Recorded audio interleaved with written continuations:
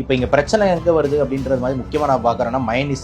இந்த பிரச்சனை முக்கியமாக வர்றது வந்து பார்த்தீங்கன்னா ஃபுட் சேஃப்டின்றாங்க, ஃபுட் ப்ரிசர்வேஷன்ன்றாங்க. அதாவது அந்த பொருள் கெட்டு போனதுக்கு அப்புறமும் விற்கப்படுதா அப்படின்றது தான் இங்கே முக்கியமான பிரச்சனை நான் பார்க்குறேன். ஏன்னா மயனிஸ் உள்ள இருக்கிற கண்டென்ட், ஏன்னா அதில் போடுற கண்டென்ட் வந்து பார்த்தீங்கன்னா ரா எக்.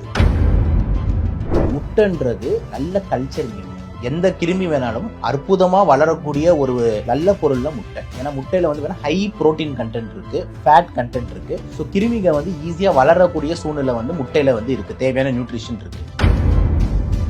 கிருமிங்க வளர ஆரம்பிக்கும். அப்போ கிருமிகள் போது முக்கியமான 2-3 கிருமி எடுத்துக்கிட்டீங்கன்னா, ஒன்று சால்மனெல்லா டைஃபி, அதாவது நம்மளோட டைஃபாய்டு ஃபீவர் உண்டு பண்றது. ரெண்டாவது வந்து பாத்தீங்கன்னா ஈகோலை, நம்ம டயரியாவை பயங்கரமா காசு பண்றது. ஷிஜெல்லா, இந்த ரத்த பேதி சீத பேதின்னு சொல்லுவாங்க, அந்த மாதிரி ஒரு கிருமி அது ஷிஜெல்லா. இது எல்லாமே வளர ஆரம்பிக்கும். ப்ரிசர்வேட்டிவ்ஸ்னு ஒன்று ஆட் பண்றாங்க. ப்ரிசர்வேட்டிவ்ன்றது என்னன்னா எக்ஸ்பிரி டேட் உள்ள பொருட்கள். எக்ஸ்பிரி டேட்னு ஒரு பொருளுக்கு போடுறனாலே அதுல ப்ரிசர்வேட்டிவ்ஸ் கெட்டு போகாம பாத்துக்கிறதுக்கு பல விஷயங்கள், பல ரசாயனங்களை கலக்குறாங்க.